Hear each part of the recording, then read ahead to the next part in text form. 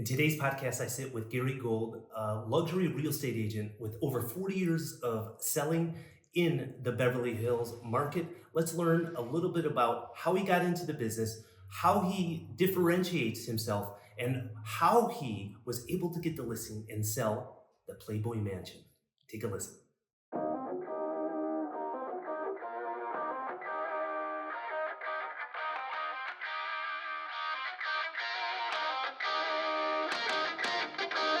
What's been going on, Gary, since the last time we talked? I think it was about a month and a half ago that we joined on a Zoom call, and now you're on the podcast. I wanted to bring you on because a lot of our agents in our area are working with clients that are coming from Southern California, Los Angeles, Beverly Hills, and you've made quite a name for yourself in that area. Are most of your audience down in Cabo, like agents? No, the majority of our audience are in the United States and Canada, and they're one of our 180,000 people that are looking at real estate on our websites. And so. Gotcha. Well, one thing interesting from your point of view when I was, is,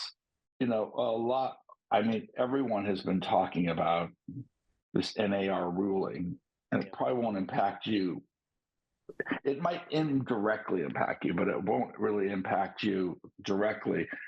And one thing is, if you go and sell something in Cabo, you don't have to worry about it.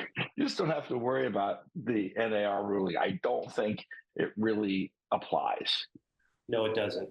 It's the indirect ripple effect that because the majority of our clients are coming from the United States, the sellers that own property here might bring what's going on with the NAR into the conversation when taking listings. And so right. The good thing is for us, we don't have the regulations that we have in the States, and right. It's easier for us to sell. To start with, when I first started here 20 years ago, our average listing commission was 10%. Can you imagine 10% selling the Playboy Mansion for 10% commission? Yeah, that'd be a lot. But when you started moving there, houses were probably $100,000. No, when I moved here in December of 2004, there were still $3 to $5 million homes in there were communities that about, like the Pedregal, and those were carrying 10% commissions. Oh, wow! But you know what? COVID seemed to change everything. I remember I love Hawaii, and talking to some friends that are moved there and became brokers. The average time to sell a resort home is 1 to 2 years. That's just a fact. Yep. It seemed to just change drastically during COVID, and now that doesn't seem to be the case. Just people's residences and people's buying real estate on a more active level just seems to have spread to these areas like Cabo and Maui and what have you. So it's probably no longer the case where it takes so long and it's so difficult to achieve. Is that accurate? Yeah, for a finished home, the average days on market is under a year. And that's a startling contrast to when I first started selling here. Now, we didn't have an actual true MLS software system, so we weren't able to record and track the historical sales days on market. But I know when I first started, I had all but maybe 2 years of selling experience in Chicago, where I'm from. And so when I saw days on market or people telling me 5 years, people have been selling a house for 5 years, and it's gone to 5 different brokerages in that process, that's all I knew. And so right. Now listing the property and selling it inside of a year, it's amazing. And now you need a license in Baja if you're going to be in the MLS or just period. So the government has cracked down at the state level that all real estate professionals need to be licensed. Really? Yeah. So much like in the States, you can get fined if you were found without the license. And back 5, 6 years ago, probably 6, 7 years ago, when they put licensure in our state of Baja Sur, they had all of 1 or 2 people leasing the whole state. So it really was a self-policing system where if someone saw a non-licensed agent, they would report them. But with the brokerage size that we have, it's a prerequisite. Like, we're not onboarding you without the license. So if you have one of these big developments, the sales teams there need to be licensed. Yep, 100%. They do. Interesting. Okay, and that's changed recently, right? Yeah, in the last half dozen years. Gotcha. So it's interesting, and then we are going the way of more regulation. So as what you're battling with NAR, I mean, maybe in 20 years we're in the same boat, but there's a great amount of opportunity, and with all the demand for second home, third homes in the Cabo area, Mm-hmm. it's actually expanded hundreds of miles up the coastline, either on the Pacific or Sea of Cortez. Yeah, I mean, when I go there, last couple times I went there, I was just startled on how good the service is. Makes Hawaii look like it's not even the same program. One's like world class, and one's like, I don't really want to be here. It's like a whole, people who are like, if you're a waiter or you work at a hotel in Cabo, that's a great job. There's pride there. There's like training. You care. Some of these people, now it's not thorough, but there's a lot of people in Hawaii. It's just a gig, just so they can go, live their life.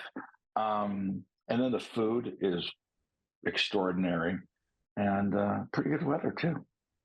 Pretty good weather, yeah. Yeah, and location. Well, it's the most demanded second home market in all of Mexico. It's really the template by which developers, whether they're Mexican, American, foreign developers, they really want to get their piece of the Cabo pie. And so, I wonder how many places in the world selling 5, 10, 20, 30. I mean, it goes up to 40 now, doesn't it? or even more. Or even more.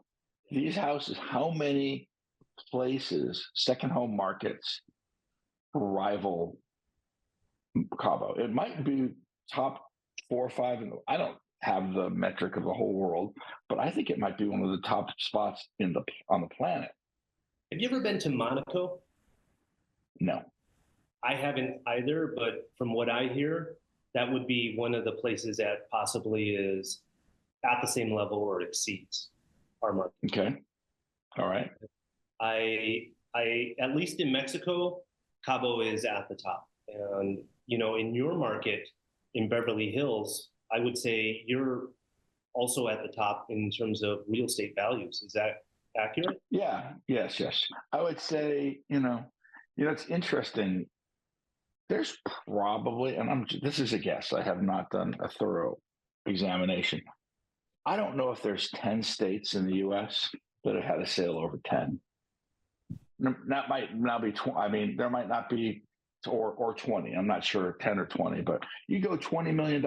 I doubt 10 states in the U.S. have had sales in excess of a single family home over $20 million. 20 is the new 10.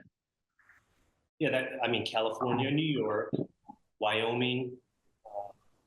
Yes, you're going to have there's probably something in Arizona. There's definitely something in Colorado. There's definitely something in Utah. There's definitely something in Connecticut, Florida, Montana. Oh yeah, Montana. It's all the same. Oh, Idaho, probably in Sun Valley. There's something up there. Yeah, so it's north of 20. That's probably, I could be missing something. Sorry, whoever I missed, but that's the reality. It's like these numbers that you have experienced down there in the last 5, 10 years and what I've experienced here. It's not normal. How did you get into the business, Gary? Walk us back. How many years ago was it that you got into real estate? I was in high school, and I tried to paint I had a car, a 240Z, and someone convinced me to paint it. I wanted to paint it like metallic blue, like candy apple blue, kind of like instead of candy apple red, candy apple blue, and pinstripe it and put a fin on it. And it was my brother's hand me down, and I wanted to like trick it out. I had this vision. And by the way, I learned something then. Jews should not paint their own car. It's just not in our DNA. Not in our DNA. I destroyed my car. And I didn't have a car. I had to like Bondo it. I tried to paint it by me and my friend said, let's get our dad's sander and we got to sand it first and we're going to paint it. But we didn't get like a belt sander. You know, this is pre-internet. We just took the drill, went like this and put sandpaper on it and put holes in the entire car and had to Bondo it and paint it and move on with our life. So my brother went to UCLA for like 3 years, and a friend of his was the #1 agent for Century 21 in the United States. At the time, in the late 70s, the real estate agents the average age of a real estate agent was deceased. It was a very like, you know, you're retired, you're a housewife and your kids are grown and you sell real estate. So my brother's friend gets into it when the market started getting hot and he was making a fortune. And my brother said, I got to do this. And he did it. And he was such a standout, this 21-year-old sharp kid selling real estate. And everyone else was, was like, someone that looked like they worked at See's Candies. And, or the lunch lady. And he killed it. And he said, come work for me and I'll buy you a car. So I went to work for him. Last thing on the planet I wanted to do is sell real estate. I wanted to be like a stand-up comedian or a writer or be on the cast at SNL. That's what I wanted to do. But I had no idea how to do that. And I wanted a car. That was immediate. So I started working for him and doing all his marketing. And I didn't know anything about marketing. I didn't even know what the term meant. But I just used it as a vehicle to be funny. Literally, we do postcards, we do billboards, do this stuff. And I said, okay. And my whole thought was clever, sarcastic would be catchy and appealing. But I think I just wanted to be clever and sarcastic because that's just my default 100% of the time. And I proceeded to do something. It was probably kind of dumb and naive at the time. It just ended up being like, I think I set a trend like that we still experience now, this clever, offbeat, create like a personal brand out of a real estate agent thing. This was not a grand plan. This was just my desire to take something I didn't want to do and make it fit to do something I wanted. I go, okay, and I worked for my brother, a real estate agent, but I think I still wanted to be a stand-up comedian. So I just proceeded to do this, what was really kind of sarcastic pun type of marketing and postcards. And he was already successful. And then this just amplified his presence where just me and him were competing against the equivalent of like the agency or Coldwell Banker or these big companies. And we looked that big in Encino. And it was really effective, what I was doing. And you were only 18 years old and still... I was 17 when I started, and I was his assistant. I did all his marketing. By the time I turned 21, my brother was friends with this guy named Paul Feason, best friends. And Paul was an attorney who came up with this idea. This is back in like the late 70s, early 80s. The real estate market, office space wise, was really slow. And he was an attorney, and he went to landlords and say, I want to lease 1, 2, 3 floors from you. And then and then what he did is he put in law office, law library, receptionist, conference rooms. So an individual attorney could look have the presence of working at a big law firm, but he has his own shingle. Wow. Precursor to WeWork. Yeah, no kidding. But it was for the, so he ended up doing full floor leases all over the country, got great deals on leases. My brother one day said, Gary, you better get your license because this is yours now. I'm doing this because he was making literally millions and millions of dollars doing these full floor leases. And so at like 21 years old, I got my license and I'd already been assisting him in selling and went off to the races. And, at 21, basically ran my own company and, had a lot of success. Now, every night, my brother liked to eat really late at night and go to a great restaurant every night. And he taught me real estate. I had no college education, but I literally would, and my brother's a great salesman. I'm not a great salesman. I've become a great agent, but I'm not like the classic salesman type. But I learned a lot. What's a classic salesman to you? I'm not a hustler in that respect. What I am is I'm very well-rounded. People, I don't. I tell people, I said, I don't like go out and try to get a listing. I end up becoming their agent before they even give me the job. And if they decide not to use me, they actually have to take it away. I just act as if and kind of, I'm of service. My whole philosophy, and I didn't know it at the time, but it's really evolved, is I just show up and how can I help somebody? How can I be of service? As soon as I go on a meet with someone, talk to someone on the phone, I try to identify what are their needs? What do they need to accomplish? Where can I help them? And before anyone gives me a job or anything, I start helping them. That is my absolute MO, and it's been effective. Over 40 years in the business then. Yeah. And over the years, where would you pinpoint critical points where your career in real estate really accelerated the most? Well, I've been doing this a long time, and it's not been a straight shot to the top. I've had my butt kicked multiple times, personal and business-wise, where literally got decimated. Fortunately, every time I have, the rebound has made me better than ever. Yeah. And now I've been watching this, listening to this podcast called the Founders Podcast. Awesome. You know what it is? Yeah. Which one did you most recently listen to? The most recent one I listened to was Steven Spielberg. Haven't listened to that one yet. Oh, and Quentin Tarantino. Oh, that one's good. I didn't know. That was really good. He's a really fascinating guy. So the one thing I've learned is this seems to be a constant theme. One thing that David Senra, he quotes often, he goes, success is a strange bird. It often comes, I'm paraphrasing, but right after total annihilation. And it does. So I always look at my life like I am the hero of a movie. And you can watch a movie and it's usually around 2 hours. And it's usually most movies are like this. They're trying to achieve some goal and they've had a couple bumps in the road. And about an hour and a half, it appears that they're really heading towards the home stretch.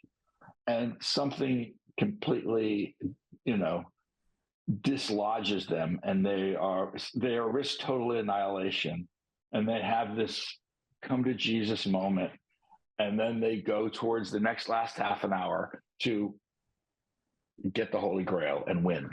And that's the way I always look at my life. You just don't. This comes with age. Anything that happens to me, let's just say I have a $50 million property I've been working on for 3 years. Last minute, it does not happen. Right. The question I ask myself is, okay, what good is coming from this? What door just closed so another one opens? How is this going to happen? Am I going to sell that to someone else and double end it? What's happening here? So I'm not looking at, why me? Why does this keep on happening to me? So I've got this very positive attitude. But to get to your question, the big game changers, and I believe that every agent will have these moments, these opportunities in their career that will change the trajectory of them. A lot of people will not be aware that what just happened until I coulda, shoulda, woulda 5 years later.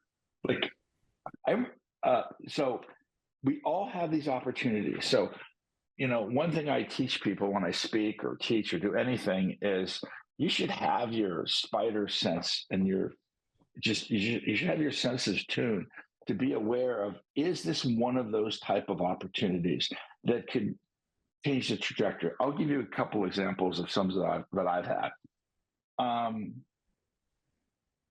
Well, one that's not kind of like deal related is I ended up selling a house with Jeff Hyland in 1987 or 86 or something. And for years he said, you should come to Beverly Hills and sell here. I was selling in the Valley, doing really well. I was the king there. I didn't know Coldwater Canyon from Benedict Canyon, but he just kept on pushing me every time I would run into him for like 5 years. And eventually I made the move. That changed everything. The other one, when I made the move, I didn't know, again, one place from another, and I had no business. I was starting all over. And I was sitting on a desk. Opposed to having my own company, I'm sitting in a desk in an office. You had a question before I move forward. Yeah, you said around 1987, you go work with Jeff Hyland. Why was that a big moment for you? Because I went from the Valley to Beverly Hills. I went to a place where the most expensive homes in the world are being sold. Yeah. Now, the most successful people aren't necessarily selling the most expensive houses. There's a lot of ways to be successful. And it does have its challenges doing that type of thing too. But that was one thing. Now, that just brought me into the stage. Right. I had no action there. And I remember was just trying to get started, basically starting all over, from having my own company to starting all over. And I went to the Palm restaurant and I ran into a client from the Valley. And I went up and said hi. If I see somebody I know, I go up and say hi. You never know where that's going to go. And him and his partner, and I had sold both of them homes in the past. And they're in the music business. They said, "Oh, hi, we want you to meet our client here." She goes, "Could you help us? We're looking for a $2,000 a month apartment. She needs to rent something. Can you help us?" Now, when I moved to Beverly Hills, that wasn't what I had in mind. I'm going to go show people $2,000 a month rentals. Yeah. But I said yes, because I go, these guys are in the music business. I've done a lot of business in the past. I need to get some momentum. Nothing will happen if you're not happening. So I started treating her like that was a big deal. And I started calling her to get her to go out and look at $2,000 a month rentals. By the time I didn't realize she started getting a little busy. By the time I got her out, she had started to get some traction on her own career and she could buy a house. So instead of leasing her $2,000 a month house, I sold her an $800,000 house. And I sold her a house, happened to be in the Valley, to another client. I double-ended it. So that became like a $50,000 or $60,000 commission, which was great. And then by the time she moved into the house, she became one of the biggest stars in the world. And we became friends. So she wanted to buy another house right away. She wanted to buy a $3 million house then, $3-4 million, which is equivalent to a $20 to $25 million house today. At the time, there was all this new construction going on. There was all these individual developers building throughout Bel Air and Beverly Hills and Beverly Hills Post Office. There must have been 60 houses under construction in some stage or another. So, the market was tight. The market was really hot. And I went and I started driving up and down the streets and going to all these construction sites and finding out, this is before the internet. finding out, hey, are you doing this for spec? Are you selling for a client? And I found a bunch of houses that, no, we're going to be selling this house. I said, listen, I've got a client that would like to see this right now. Can I show it? And they said, sure. Now it was Paula Abdul. So I proceeded to, with Paula, go around and show her about 30 different new construction houses. All these guys thought I was the shit because I'm working with this celebrity. It would be like taking out Beyonce right now or Taylor Swift. It was big. And I ended up not only selling her a $3 million house and then selling her other house and double ending the $3 million house, mind you, I ended up getting another like 20 listings of brand new construction. How would you like to get 20 new construction, $20 million houses? Incredible. And yeah. So I got that from saying yes to a lease. So I did, hey, listen, it was not some grand plan, but I did recognize this could be an opportunity and I got to get some traction going. That was one of those moments that was such a small thing that led to a big thing. Do you still work with Paula Abdul? I don't. I sold her that house. I sold another one, and then I mean, she's bought several things since then. I lost touch with her. How many clients would you venture to say you've served over the 40 years? Is it over 1,000? Define serve. Sold homes too? Sold homes. Yeah, it's over 1,000. And that's been one of the memorable situations with the clients. Any other memorable kind of change? Yeah, that's funny. Yes, the biggest one, that was big. That actually was really big because that really got me in the game. Mm-hmm. Then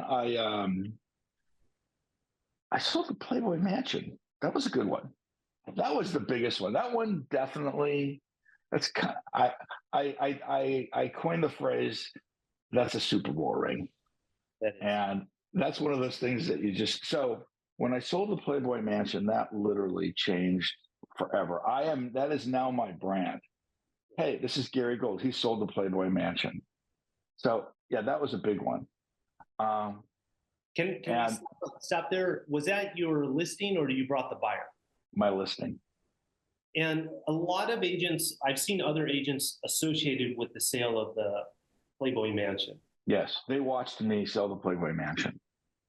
Can you more details? Because there are prominent names tied to the sale of the mansion. Yeah. So, by the way, the three other people involved, all top agents. Right. I just did the job. Jade had the buyer. She played an integral role. She had to work with that buyer. My two partners, both more successful agents than I am, own their own companies. They're massive. In this particular case, there was a pop-up. There was a center fielder, the second baseman, first baseman. I said I got it. And no one touched it. After about 6 weeks of having it listed, I took the ball and I ran with it, and no one else had anything to do with it from that point on. It was a very tedious deal. Both of them super capable, but it was a complicated deal, and it probably was best that one person worked on it because the legalities of it was insane. And I'm well equipped to handle that type of thing. So I worked with the attorneys and worked with very difficult buyer and got it done. So there are there are other people that could, take credit for making the sale, and they, co-listed it, but how do you get the opportunity to list the Playboy Mansion? Well, we all get these opportunities. So what happened is that I ended up with a client because I was working with an architect, and I told that architect, I said, if you ever have a client that has a question about real estate, am I building in the right area? Is this the right style? Am I overbuilding? Anything like that, they need a professional opinion. I'm happy to give it. just call me and I'm happy to do it. No problem. A couple of years later, a client said, hey, I got a client thinks he's overbuilding. We go take a look at his house. And I went over to the house that they were building, and he happened to be there. And we struck up a conversation. And he says, well, what do you think it's worth? And I ended up selling the home for him. He had decided to sell it instead of move in. And I ended up selling him another property. And during this whole process, because this is years, at one point he said he was the managing partner of the private equity firm that owned Playboy. And he said, what do you think the Playboy Mansion's worth? I've never been to the Playboy Mansion. I had no idea. And I had never sold anything like that. No one really had, but I certainly haven't. And there were other people that are probably closer, definitely closer to me to sell something of that level. And I remember just saying, you know what, let me give that some thought, because there's some intrinsic value the Playboy Mansion has that's not normal. And I just said to myself, you can sell the Playboy Mansion? I was just like, and I didn't think I had a shot. I think he was making small talk. I didn't think I would ever be considered for that at the moment. I just didn't. But all I said is, I just want to get out of this conversation right now and be able to come back to him with a cohesive answer. And I did, came back with a cohesive answer. And over time, he kept on asking, what do you think of auction? How do you think the market is? And he started asking about it. And it was an asset they had. It wasn't necessarily they were going to sell it, but I just started being his agent on this. I was his personal agent, but there was a whole board of directors that would really decide. At one point, he said, we're thinking of selling it. And, but he wasn't saying we're thinking of giving it to you. But what I started doing is I just started again being his agent. I said, well, let me put together a proposal for you. He goes, great, put one together. So that's all I did. And my whole philosophy then was, I had no idea that you could sell the Playboy Mansion or I'd be considered or I'm worthy or any of that. But I knew what's just the next step so I can keep this ball rolling. Keep this ball rolling. How can I just do it one step at a time? And I went from the very beginning, how could I, first of all, could you sell the Playboy Mansion? I didn't know it was real estate. I don't know what I thought it was. To how could I, even with a straight face, ask to get it? Mm-hmm. To, well, maybe I can start thinking about, maybe I can. What are my resources? What resources do I have? How could I start positioning myself where I'd be considered? To, I think I could get this done. To, I'm getting this listing and I'm going to sell it no matter what. Mm-hmm. So I went with total doubt. I mean, not doubt, like not even like this is even within my reach, to there is no way on the planet Earth I'm not listing this property. Right. But that all came from starting to just ask one question after another. What resources do I have available? What information do I need? How could I compel this board of directors? Not that I was the best agent. I could not sell them on that. I knew they were going to interview the best agents in the country. Half of them are in Beverly Hills. I'm not going to beat them based on statistics, but how could I convince them I'm the best agent for them? Right. And after just spending exhaustive hours and time and resources and asking questions and putting something together, I got to the point where I go, I'm going to get this listing. And I was convinced beyond a shadow of a doubt that I was going to get this listing. And I got right down to him saying, we met with a bunch of people and the board really likes you and it looks like you're going to get this listing. He goes, but we got to interview one more person. Mm-hmm. And they go and they interview another person. And my client says, we just met with this other guy and the board, including me, unanimously think that we should go with him. We were really impressed with everything they had to offer. and we're going to give him the listing. Now, this is an important lesson right here. I, at this point, was convinced I was getting this listing. When they said that I did not hear, I'm not getting this listing. I just heard, okay, what do I do now? What do I do now? I'm like Kobe with 3 seconds and they're down by 2. How do I get this ball in that basket with 3 seconds? Not, I'm going to lose. So I pulled something out of my ass that was good. I said to him, I go, you know what? Totally get it. I go, there's nobody better at kind of selling them their company and what they can do marketing wise than and then this other agent. I totally get that. I said, but where we shine is in selling them. Now, I didn't say I didn't talk about that agent and myself pound for pound. I talked about his company and my company.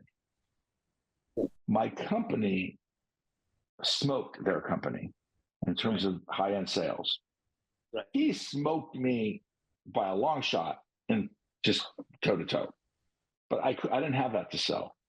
I said, give me about 10 minutes. Let me send you a spreadsheet. I'm going to send you the sales over 20 million, because that was like the kind of the threshold of really expensive homes at the time that they've sold in the last 3 years. And I'm going to show you the homes over 20 million in the West Side that we've sold.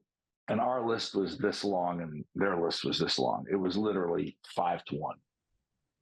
And I sent it to him and the board was still there. And he goes, we just met. We're going to co-list with you two guys. Wow. So that was the Hail Mary. And it was very powerful that I did not think for a moment I wasn't getting it. I would have completely just surrendered right then if I didn't think that. Right. And I wouldn't have thought that unless I had started asking myself the questions, how do I get this? And it's a good question. How do I convince someone the best agent for them? People don't hire the best agent. They don't hire the biggest law firm.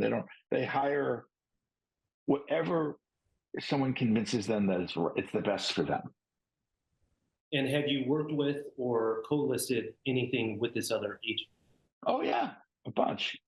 And I had co-listed with both of them. But the one that I was going to grab it, we had done a bunch of deals together.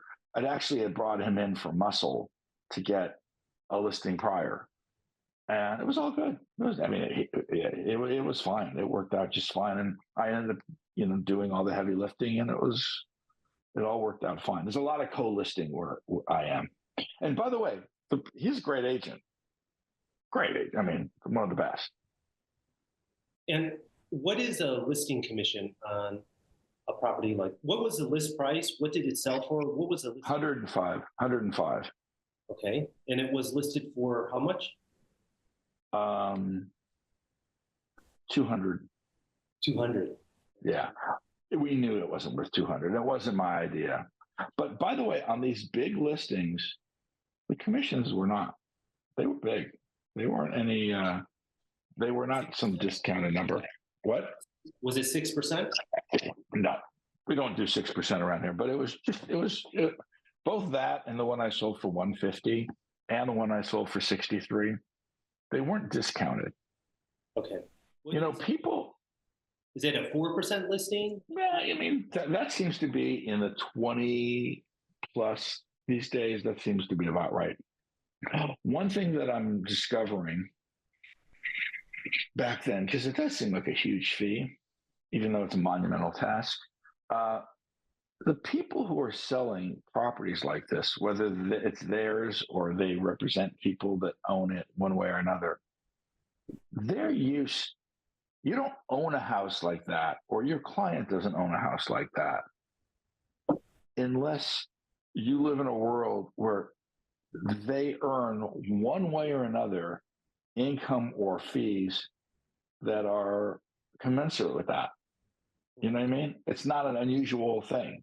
You ever notice if you go to a restaurant and parking valet parking is $5. You're going to give the guy $1 tip. Mm-hmm. Go back to that same restaurant 3 years later. Valet parking's $20. You give him a $5. Correct. It's like you're getting ripped off, so you're going to give him an even bigger tip for getting ripped off even more. But it's just one of those. Well, it's just people in finance, they're used to paying 2 and 20. A 2% management fee and 20% of profits on investments that they're managing for their clients. And if you compare it to that world, us as real estate agents and brokers earning a 5-6% commission, only if it sells. right. It's an incredible bargain. And There you go. real estate agents are the biggest reason, I feel, in driving real estate prices. I mean, it's proven time and time again how we tell our stories, how we position the properties in marketing. We continually are driving prices up. I 100% agree. And I think people recognize that, that is the case. And they are used to paying fees. And I don't think that many people would write a check out of their pocket. Hey, Gary, sell my house. Here's $2 million up front to do it. But if you sell it from the proceeds, that's an easier to tolerate. I didn't realize this, but your last name is Gold. Has it always been Gold, or did you change your name? Because I didn't change my name. No, no, I didn't change my name, and I didn't necessarily think that was some great name. Like, oh wow, my last name is Gold. Never really. It's just a name, so I never thought much of it, other than looking back now, because so many people go Gary Gold. It's like got a rhyme to it. It is it's a pretty good real estate name, Gary Gold. Well, it's alliteration. It's a short name. It's only 4 letters, like my last name, and it signifies wealth and prosperity. I think it's a great name. What are you, Chinese, Korean? What are you? Chinese. Well, it seems that, and there's 1.5 billion Chinese. I don't think everyone has the same mindset. Just my guess. Me and my brother have this exact same DNA, and we're different. But in that culture, it definitely seems to resonate. And you know what else resonates with that culture? This is very general. Is they appreciate like people who are older. Yeah, it's true. Yeah. Wisdom. Well, experience. They like the wisdom until it starts to become forgetfulness. That's when they cut you off. You mentioned marketing. Early in your career, that was something that differentiated yourself and your personality of being clever and sarcastic. Can you give me examples of how you use that in your marketing of properties or yourself as a brand? Well, back in the time, this is for my brother. This was Jimmy Carter and Ronald Reagan were running for president. Mm-hmm. I had no idea, like the difference in the political differences or their beliefs or anything. I just saw these 2 people running for president, and I did these. And my brother used to wear shorts. He was very eccentric. He wore tennis shorts. Good-looking guy, wore tennis shorts everywhere. Everyone else is this like older woman, and he's this young, good-looking guy wearing tennis shorts. And at the time, tennis was a big thing. That was a look. It's kind of like wearing Lululemon today. So I did these series of postcards. I did one, and I did a caricature of my brother, and a caricature of Ronald Reagan. Okay. And he's saying, "Rich, I love the House. It's the Senate I can't stand." And they're in front of the White House with a Rich Gold Company for sale sign in front of it. Yeah. And then I had another one with Jimmy Carter saying, "Rich, I'm looking for a 4-year lease with an option to extend another 4 years." Yeah. And we sent, We're so in an election year, so doing similar type of marketing wouldn't be a bad idea. I'm not so sure. It wasn't, people, there were, I mean, those are two very liberal and more conservative people at the time, but there wasn't the polarization there is today, or at least I don't think there was. I wasn't paying much attention to politics back then. I might stay clear of politics unless the way I did it, it was just kind of fun. And I don't even know like if he couldn't stand the Senate. I don't know if I had that right or not.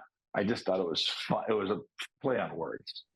So that was a vision. I mean, I remember getting a billboard on Ventura Boulevard, and we did it with all these like bedazzled it, and it said "There's gold in these hills," and like when the sun was coming down, it would like make the whole thing shimmer. I made these to-do pads, these really good-looking to-do pads, which was relatively new at the time. I think to-do pads just came out, and the omelet bar, just those two things just hit. So on the to-do pad, the first thing I had, and I had it handwritten. So everything was printed, like printing, font, and then in a handwritten font, it says "Call Rich Gold, #1." And we sent those out, and those were a big hit. So, but it was really these kind of postcards, billboards. I remember there were some Italian cookies we sent to like 3,000 people delivered to their door, stuff like that. And would you say all of them were a hit, or did you miss it sometimes? I'd say they were a big hit. It was no one was doing anything. Yeah. I remember, and God, I've done so many. I did this development right next to next to the Ivy restaurant in West Hollywood meets Beverly Hills. And this is where Clever came up again. And it was the Thanksgiving weekend. There was this development called the Rob Clark. And it was like this hip place. We took an apartment and converted it. And it was just a hip place in a really good location. But there were apartments that we dolled up. And I was just goofing off. So I said, my client, I said, Melrose is filled with people. I mean, Thanksgiving weekends usually marks, in our market, it's the end of the market. People stop looking after Thanksgiving all the way through New Year's. I said, but there's so much traffic over there. How can we attract these people to come here? So I just started goofing off, and I said, well, what about a sign spinner, which was kind of tacky for the area.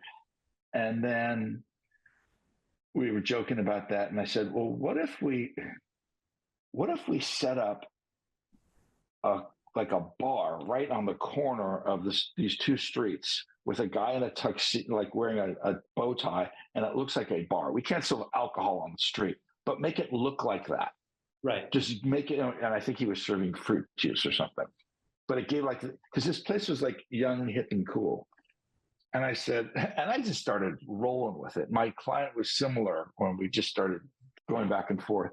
So what we came up with is we are going to hire 6 models, and we are going to put them in robes, Rob Clark robes, and we're going to have them walk up and down Robertson, approaching people, right, and handing them this cocktail napkin that says it's always happy hour or cocktail hour at the Rob Clark. Come by for a drink. I said, if we hire one person to walk up to you in a robe, it's creepy. But if there's 6 people, something's going on. And I go, let's hire a couple people who are photographers. So it seems like we're creating our own scene. So we hired 2 photographers, and then we'd have 3 people at a time approach somebody. And we'd also have somebody just like walk into the Ivy restaurant and just come up and says, excuse me, people, but Rob Clark would like to buy you lunch. And we would pick up the tab for like an expensive restaurant and walk away, not even tell them what it is. So in that the weekend after Thanksgiving, we ended up selling like 5 places in 5 condos in a time you would sell none. Wow. I mean, you literally have no action. And it was just very clever guerrilla marketing. Our model homes were really cool.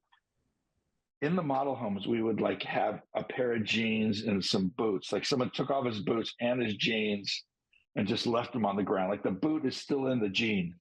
And we'd call it Rob's place. And it looks like he just came home and threw his clothes off and left them on the ground. So we just turned everything on its ear, and it was very successful. So Gary, what are you doing now? I mean, over 40 years in the business, a lot of great experiences, great listings, high-end clients. Are you still selling real estate? Oh, yeah. I'm still selling real estate. That's what I do. It's interesting how this has evolved, and it's cool. One thing I do is I do things like this. I get so much business from referrals. Mm-hmm. And when I'm out there putting information out, I am top of mind. I know someone in Los Angeles wants to sell their home. So I get a lot of referrals from other agents. It's become my biggest source of leads next to my own personal business. Right. I also pick up the phone. And the more people I call, just pick up the phone and call people, the more business I'll get. I mean, we talked earlier about potentially there's some business that can be had from another call I'm making. So that is my big takeaway. I'm always doing things that are interesting that might pique someone's interest. I am, working on something in Cabo right now. We were talking about, and I'm calling people about that development. And yeah, I'm going to sell some lots down East Cape. I'm also one of the people I called said, yeah, maybe I'll buy a couple of those. And he said, but and I said, where do you live now? He goes, I live here in Bel Air, and I'm still building that home, in another part of Bel Air. He goes, but I think I might sell both and buy something really big. And those two are pretty big. So by calling them on one thing and having a conversation, it prompted some local business. And that could be a massive amount of real estate. It might be nothing, but it could be $100 million of business. Right. It could be Taylor Swift. Yeah. You got to pick up the phone. Now, when I say pick up the phone, sometimes it's picking up the phone. Sometimes it's texting. Sometimes it's emailing. Often it's a combination of things, running into somebody. But my most powerful thing is I call people for relevant reasons. I don't call to check in. Yeah. I don't do that. I call them for relevant reasons. And I have a database of leads from something that could happen tomorrow to something where I haven't talked to them in 3 years and I need to call them. Yep. But I do like to call people with information. So you're working with individual clients, you're working with developers, small, big, both locally and internationally. We were talking earlier about a project here in Baja. So when can I expect you down here in Cabo next? I mean, just to go and visit? Yeah, when are you coming down next? Oh, that could be, a matter of weeks. All right. Happens all the time. I really enjoy Baja. Where do you live in Cabo San Lucas? Cabo San Lucas, yeah, and have been for 20 years. Wow. Have you ever been to Huerta? Oh, of course. Yes. Yeah. That place is insane. Is that one of the better restaurants there? It is. In Cabo San Lucas, it is one of the top. Of course, there's the classics like Ibis and The Office right there right off of Medano Beach. But, in San Jose, you have Acre, you have Flora Farms. And I think Huerta is better than Flora Farms. A lot of people have said that. They're both outstanding. I mean, they're both just like mind-bogglingly cool. That's a pandemic restaurant. It opened at the beginning of the pandemic and weathered the storm, and there was another one. Oh, I have an 11 o'clock call. You're late. You're late. Sorry to make you late, Gary. We could wrap this up. No problem. Well, it was great talking to you. Like to Likewise. take this. Send me an actual phone number if you would. I just want to continue this conversation on the side. Yeah, I'll follow this up, and I look forward to you being down here. I'm actually going to be up in your neck of the woods in a couple of weeks. If I have a moment, it's a seminar, so I don't know how much time I'm going to have. But if you're okay, the first week of May. By the way, I pitched Tom about this development. Okay, yeah. And he said, he wasn't interested because you know what? You should talk to Nick Fong. He goes, I'm happy to make a connection. And I said, well, I'm going to be on this podcast next week. He's in Europe right now, I think. No, he just got back. He just got back? Okay. Cool. Yeah, he got Istanbul or something. I don't know if it's real estate related. Was it? It is. He spoke, I know, at the Remax, a big convention. Wow. Love that guy. Yeah, great guy. Yeah. All right, Gary. Thank you. Take care. All right. Bye-bye. What a podcast. We were an hour long. Gary ran out of time. I ran out of time, but we got to talk about some great things, and I look forward to seeing him in Cabo San Lucas sometime soon.